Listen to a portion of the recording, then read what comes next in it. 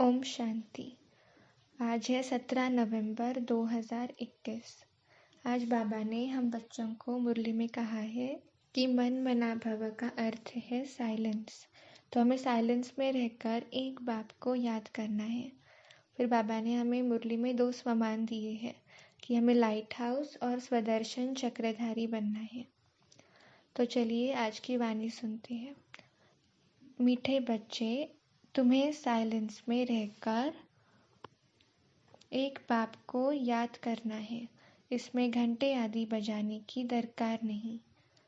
बाबा ने प्रश्न में पूछा है कि किस बात में बाप समान बनो तो सब काम सिद्ध हो जाएंगे। बाबा ने उत्तर में कहा कि जैसे बाप प्यार का सागर है वैसे बहुत बहुत प्यारे बनो। क्रोध से काम बिगड़ता है, बनता नहीं। इसलिए आँख दिखाना, जोर से बोलना, गरम होना इसकी दरकार नहीं। शांत रहना बहुत बहुत अच्छा है। प्यार से बहुत काम सिद्ध हो सकते हैं। आज के मुरली का गीत है, तुम ही हो माता पिता तुम ही हो। ओम शांति। बाबा ने कहा कि भक्ति में बहुतों की महिमा गाते हैं, लेकिन यहाँ महिमा एक की है। बाबा ने कहा कि सबसे जास्ती घंटे बजते हैं शिव के मंदिर में। ज्ञान मार्ग में है साइलेंस। बाबा आकर मनुष्यों को कुंभकर्ण की अज्ञान नींद से जगाते हैं। बिल्कुल शांति से 2 अक्षरों में ही समझाते हैं। बाबा कहते, बच्चे मुझे याद करो। बाबा ने कहा कि पावन दुनिया स्वर्ग को कहा जाता है। फिर बाबा ने कहा कि वास्तव में यह यूनिवर्सिटी भी है मनुष्यों से देवता बनने की।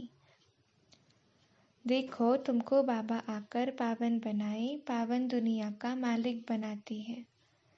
बाबा कहते हैं कि पढ़ाई कितनी सहज है।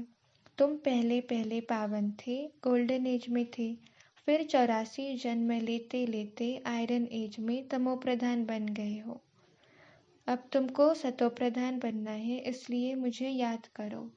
सो भी अजपा। फिर बाबा ने कहा कि शिव बाबा पतियों का पति है और तुम सब हो पत्नियां। बाबा कहते हैं निश्चय बुद्धि हो गए कि हम एक बाप के बच्चे, आपस में भाई भाई हैं। बाबा कहते हैं मुझे याद करो तो तमोप्रधान से सतोप्रधान बन जाएंगे। पावन को सतोप्रधान, पतित को तमोप्रधान कहा जाता है। बाबा ने कहा कि वहाँ तो टीचर सामने बैठ पढ़ाते हैं, दिखाई पड़ते हैं, लेकिन यह है गुप्त। इस टीचर को भी बुद्धि योग से समझना पड़ता है।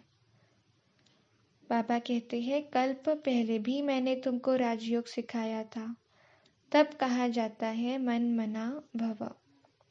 पवित्र बनो तो यह लक्ष्मी नारायण बन जाएंगे। बाबा ने आज मन मना भव का अर्थ बताया है कि मन मना भव अर्थात साइलेंस।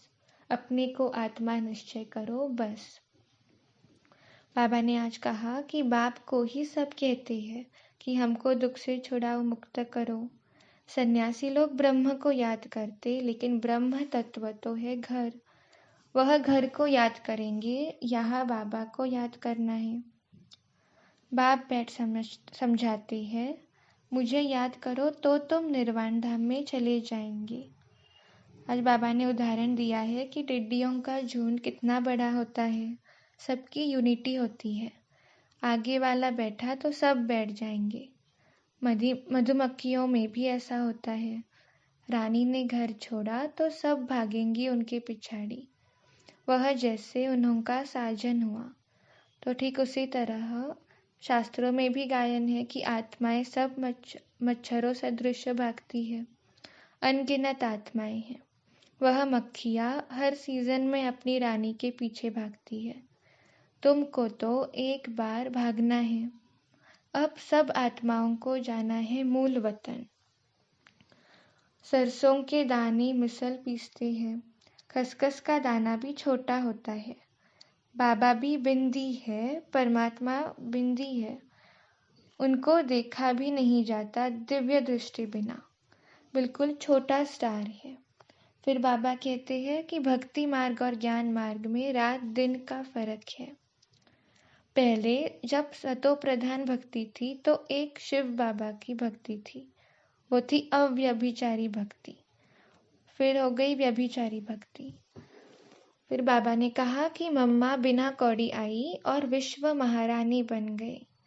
मम्मा फिर सर्विस बहुत करती थी, जाकर औरों को समझाती थी कि बाबा कहते हैं मुझे याद करो तो तुम्हारे विकर्म विनाश होंगे और तुम सतो प्रधान बन जाएंगे।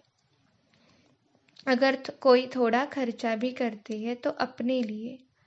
बाबा कहते मनुष्य से देवता बनना कितना सहज है, 1 सेकंड की बात है। अगर कोई बैठ नहीं सकता तो बाबा कहते सो करके भी मुरली सुनो। यह है धारणा की बात। अंदर में बाबा और चक्र को याद करते रहो। याद करते करते ही शरीर छोड़ना है। बाबा ने कहा कि यहाँ तो कुछ भी करना नहीं है, बाप की याद दिलानी है, चक्र का राज समझाना है। बाबा ने कहा कि विनाश जरूर होना है, इसलिए यह महाभारी लड़ाई खड़ी है। भगवान आकर राजयोग सिखाए, नर से नारायण बनाते हैं। यह राजयोग है, प्रजा योग नहीं। बाबा ने कहा कि शुभ बोलना चाहिए, बच्चों को बहुत मीठा बनना है। बाबा कहते कि मैं प्यार का सागर हूँ तो तुम भी बनो।